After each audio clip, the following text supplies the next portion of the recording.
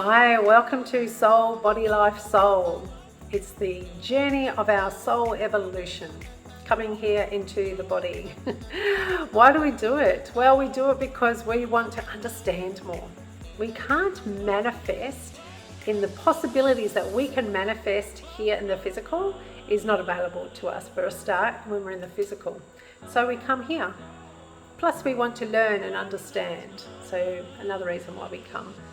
When we're in spirit, let's start again. When we are in spirit, before we come into the body, we are pure light consciousness, resonating in the frequencies of joy and love and compassion. That is our life. And we have a family group. So let's talk about soul groups. We have a family group back there called our soul group, who are kind of similar to us. And then we have neighbouring soul groups too, that are sometimes, can be slightly different to us. And then we have other soul groups that are completely different to us. But the ones closer to us, sometimes we overlap, helping each other out when we come into the physical form.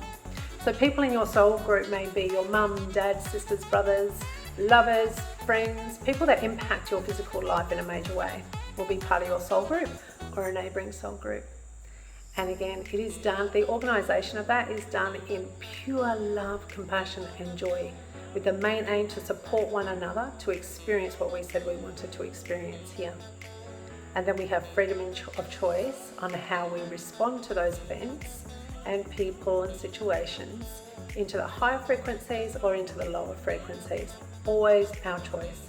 But do you know the main aim is that we wanted to have these experiences and hopefully remember or learn while we're here to choose the higher frequencies when we're responding to all of those events that we have in our life. And that's a journey in itself, right? We also, we don't do that on our own. We have teachers and guides of different levels that we converse with and that help us and guide us before we finalize those plans in the spirit realm. And we have a panel of guides that we take it to as well, right near the end stages, that we really go through all the detail before we come down to make sure everything's aligned. There is so much that has to happen for a person to have a life that I haven't seen all of it. I've seen parts of it, and I've been given understandings about the other parts. But there's a lot more that I don't think I'll ever see in this life. But I find it very interesting anyway. Okay, so we have soul groups, teachers and guides.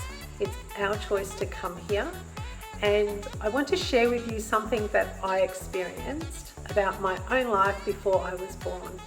I saw my mum and dad. I saw their energetic consciousness, right? So I saw their beliefs about themselves, being parents, their belief and feelings and thoughts about me, the coming baby, their thoughts and feelings about each other, being parents, and their relationship together. And all of that formed the first belief pattern that I came in with when I was born. So energy it's not just something out there that doesn't affect us in the physical. Energy affects everything because it is the foundation of all life. Whether you're in the body or in spirit, it's energy. So when we think about thoughts, right? Thoughts are energy. We can't take a thought, the surgeon can't go into the mind, take a thought out and go, yep, this one we don't need. So it's all energy, yet it impacts the physical. Creates the neural pathways in our brain and interacts with those areas in our brain, for example, the pituitary and hypothalamus, that then send chemicals and hormones into the body stream so that we have a physical response and our cells create cell receptors for those, and we have our wellness or our not wellness, and it all stems from belief patterns, subconscious and conscious, that we have. Also the emotions, social so we know that energy impacts the physical. So how does all this benefit you in this life though? That's the main aim, right? Well, if we think of our thoughts alone, our thoughts are energy and they're impacting our health. So that is the very first place we start.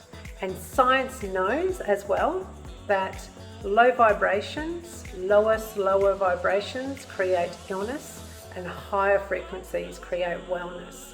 That's a scientific fact, and they're things that I can see in people, and that's why I want to share this. So hopefully it serves you in some way to change or improve or become more aware of your thoughts alone, or how you're responding to people or events or the situations in your life.